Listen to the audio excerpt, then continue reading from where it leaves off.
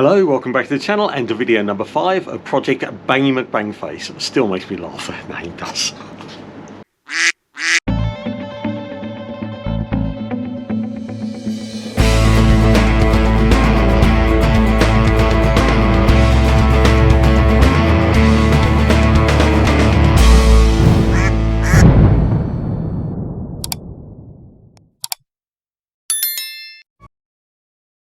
This car is an NGTF VVC, so it's the 160 brake horsepower model. It's on a 53 plate, it's a 2004 car, and when I bought it for not a lot of money, it was a non-runner. It's now running. I've done quite a lot of work on it, and I've also spent quite a lot of money on it. It's got quite a few new parts, not least a new catalytic converter and new exhaust, because it did this. Yeah. Whoa! Yeah. Anyway, it's all back together now, and I'm just putting the finishing touches on, getting it ready for the MOT. As you can see, the car is currently jacked up and on an axle stand. That's because I've just finished fitting the cooling system.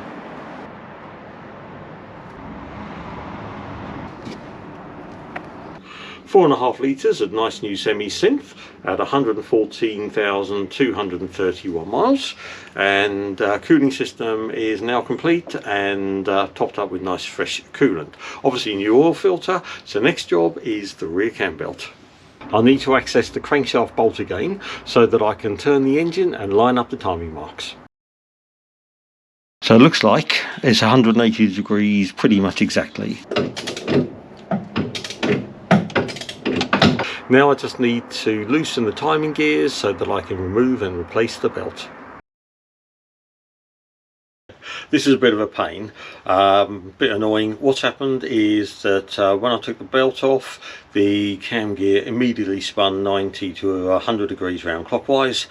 I can move it back, that's not a problem. I can hold it in place, but what I can't do is then get the belt on with my other hand. Been back to the book, read it properly this time, realised what my mistake was. I was 180 out on the timing marks. Yeah. The cam gear bolts are torqued to 65 Newton meters. The 360 turn at the crank, which means that the cams have turned 180, and I now need to check that the timing marks are facing each other, just like that. The timing marks are facing each other and the teeth are lined up with the line on the housing. The rear cam belt cover is back on now, and the next job is to replace the clutch fluid. This is my Sealy VSA20 pressure bleeding system. Very simple to use. This cap comes off, fill it up with fluid, put the cap back on. Over here I've taken the cap off of the clutch reservoir and put the cap that comes with the kit on and connected the pipe.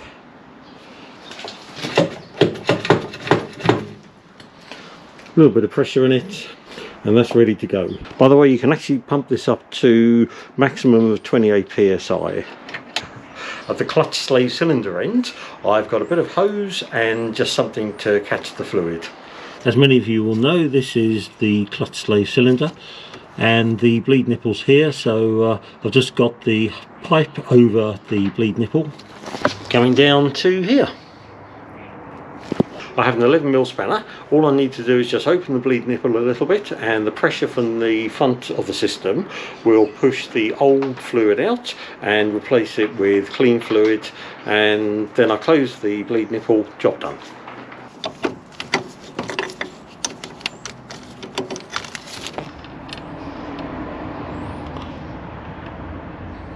I'm very happy with that. That looks like lovely, nice, clean fluid coming through now.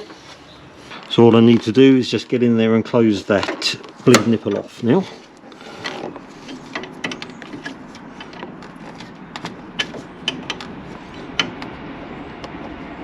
I can now depressurise and remove the bleeder. All I need to do now is just check the fluid level, just in case there's too much in there. I might need to take a little bit out. Once that's okay, I can put the cap on, check the clutch, and as long as the clutch is fine, that's job done.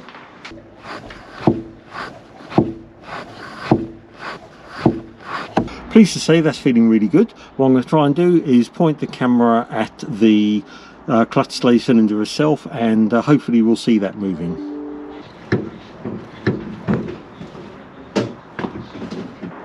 Okay, as you can see, that's working nicely. There's plenty of movement in the slave cylinder. The clutch pedal feels really good, so I think that's job done. One job we'll be doing is just giving this a bit of a clean up under here. It's open to the elements through these grids here, so you're always going to get a little bit of mess in there. To be honest, it's not too bad considering, but it certainly won't do any harm to give it a bit of a scrub. I'm happy with that. It took about 10 minutes to give that a bit of a clean. It looks much better.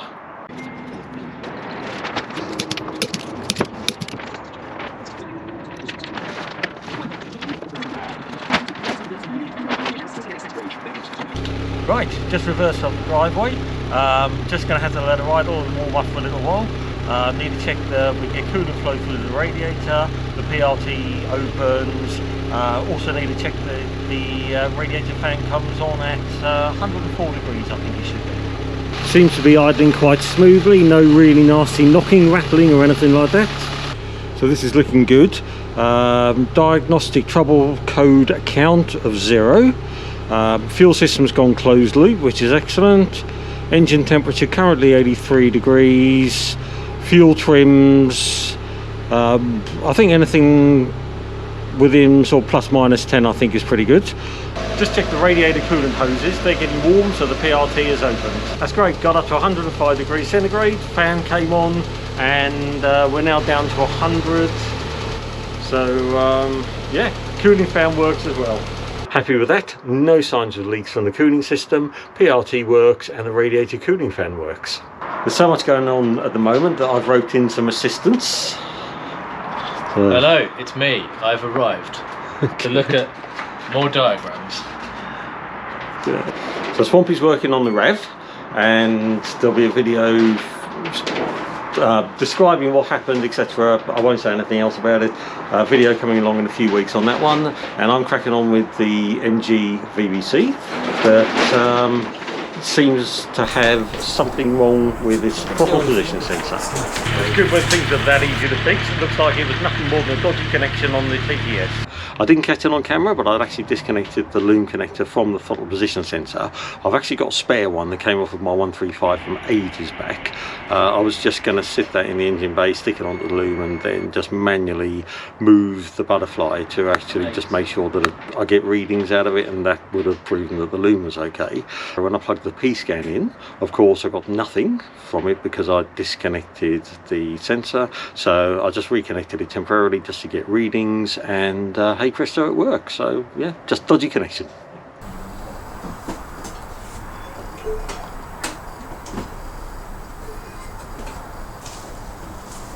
I've had this knocking about the garage for a little while, brand new, never been used fuel filter, so I'm going to put that on now.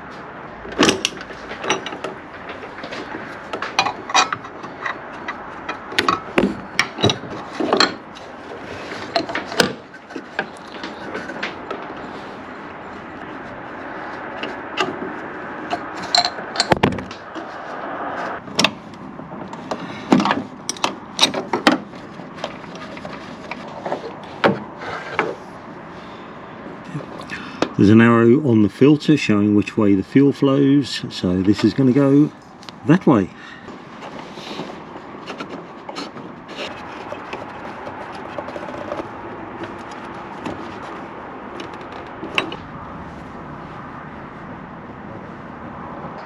All I need to do now is pressurise the fuel system, make sure there's no leaks.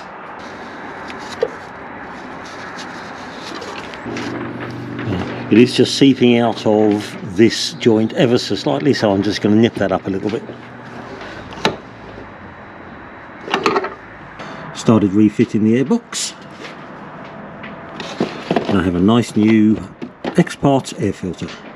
We haven't been around very much for the last couple of months, and before that we did get somewhat distracted by the knackered Devaro. That's thankfully history now. I'm down to the last few jobs now, so first off I'm going to deep clean the interior.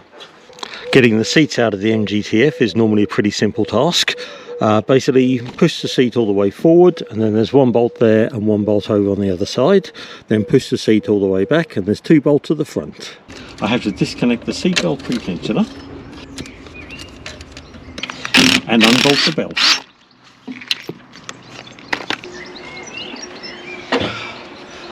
Okay, stating the obvious, that's the first seat out. It actually looks like there's so much money under here, I'm going to be able to retire. This absolutely definitely needs a clean, that's for sure.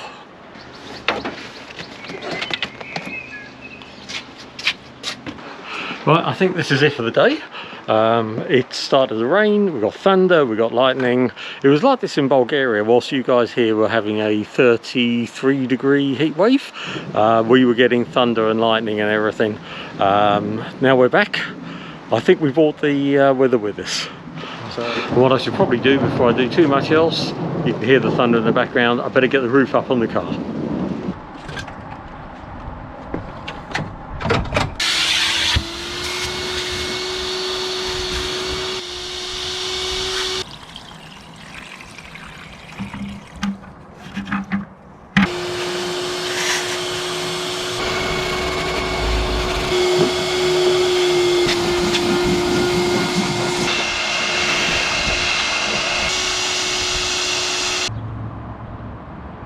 I bought a headlight cleaning kit, it's easy to use and it's done a great job.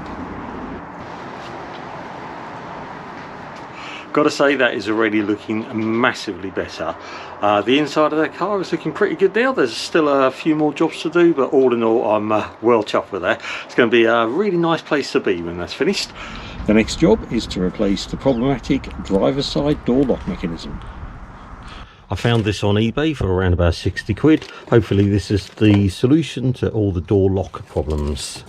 So what I need to do now is get this into here.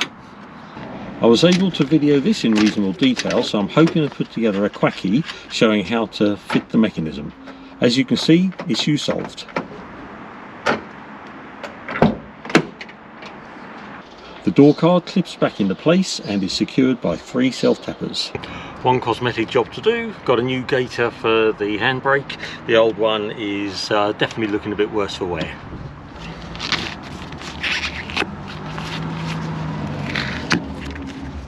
Put the rubber ring round there.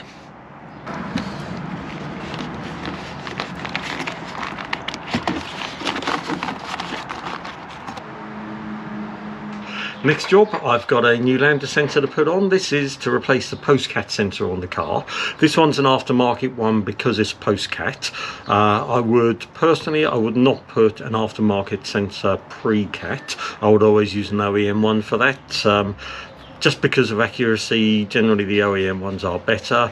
I did have an aftermarket one on the 135 once, and I could definitely tell that it just wasn't quite 100%. The car was just slightly down on power, it just slightly lost its responsiveness, and put an OEM sensor on and it made all the difference. So like I say, this is an aftermarket one. This will be absolutely fine for this particular application.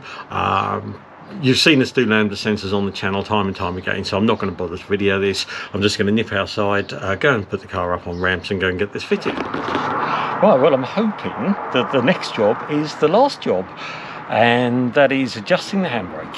So the handbrake adjuster is located in here.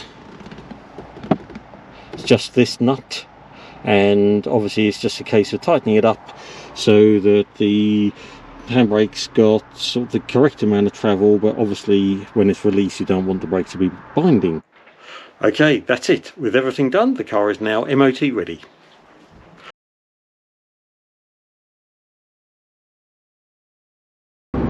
Okay, fair to say it passed. A couple of little issues with it. There's a bit of rust around the front subframe, and the steering's not aligned properly. The rust around the subframe came up as an advisory on the MOT. The steering alignment is obvious when you drive it. Apparently I did get it looked at today, and apparently all the adjustable arms, everything is really badly rusted. It's all seized up, so I'm going to have to do what I had to do with the 135, get some heat on it, get some duck oil on it and get it all freed up. But generally it's a really nice car. It's really responsive, it's pretty quick, noticeably quicker than the 135, and the 135 has been mapped as well, so I didn't expect this to be that much quicker, but basically as far as project Bangy McBangFace goes, it's done. The car is on the road, it's road legal. It's not quite ready for sale yet. I really do want to get this absolutely top notch before I sell it, get it as good as I can, but all in all it's a pretty lovely car, and I am pretty happy and enjoying driving around in it. So yeah, that's it. So all I can say is thank you very much for watching, and we'll be back with another project very soon. In fact, Swampy's working on something at the moment. I've been down and helped a couple of times. There'll be a video coming soon.